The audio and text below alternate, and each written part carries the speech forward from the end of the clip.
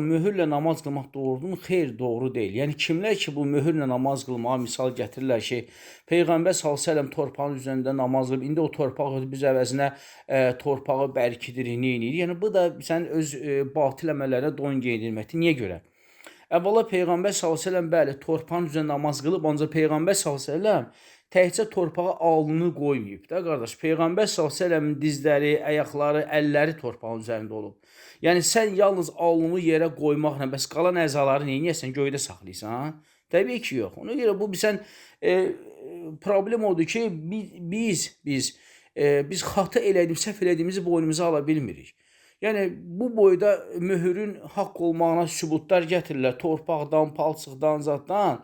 Və hətta bəzi bir 5-10 il əvvəl deyirlər ki, o bu Kərbala torpağındandır. Ora Hüseynin radiyallahu qanı tökülüb zat.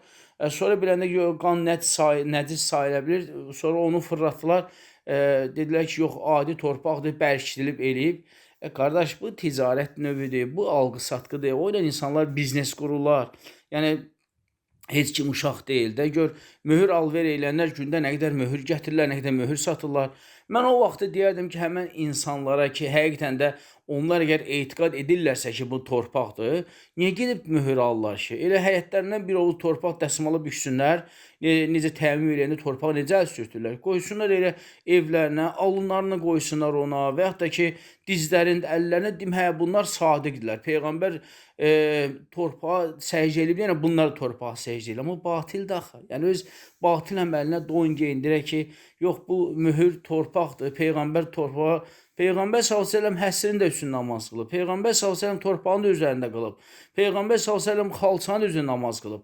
Başa düşürsən, amma bugünkü niyə görə bugünkü gündə şeylər ancaq hətta məscidin içində belə xalçanın üzərinə möhür qoyurlar? Niyə? Çünki artıq onlar etiqad edirlər ki, möhürsüz namaz sayılmır. Bu da batil bir əməldir.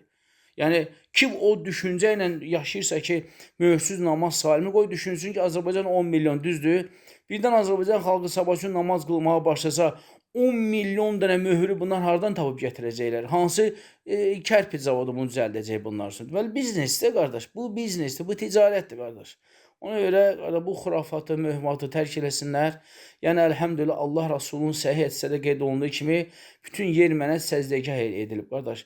İnsan evdə də, hardasa da, torpağın da üstünə qala bilər, xalçanın da üstünə qala bilər, kardonun da üstünə qala bilər, taxtanın üstünə qala bilər.